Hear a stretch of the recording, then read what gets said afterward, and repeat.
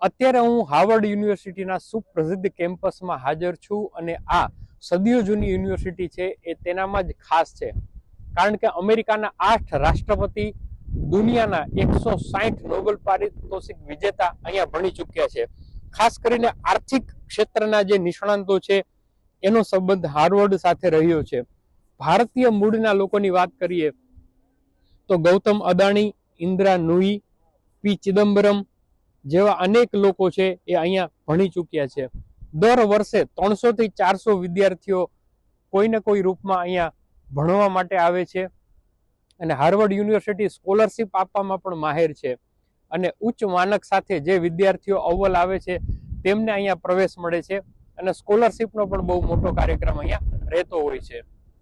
ખાસ કરીને આર્થિક રૂપથી જે લોકો આગળ વધવા માંગતા હોય અથવા તો નેતૃત્વ કરવા માંગતા હોય તેવા લોકો અહીંયા પસંદ પામે છે. 209 એકરમાં ફેલાયેલું આ કેમ્પસ આખી દુનિયાને અત્યારે પણ એટ્રેક્ટ કરી રહ્યું છે. જે રીતે દુનિયામાં આર્થિક ગતિવિધિઓની ચેલેન્જીસ છે એ વધતી જાય છે, તેવી જ રીતે અહીંના ભણેલા વિદ્યાર્થીઓ છે એ જ ચેલેન્જને પાર પાડવા માટે પણ ઘણું સારું કામ કરી રહ્યા છે. અલગ અલગ દેશના લોકો અને અહીંયા ભણવા માટે આવવા માટે પણ ખાસ પ્રેરાય છે. એટલે અત્યારે પણ સદીઓ જૂની આ યુનિવર્સિટી છે પોતાનું મહત્વ છે એ જાળવવા સફળ રહી છે. Ketan Joshi, Harvard university, Cambridge, United state.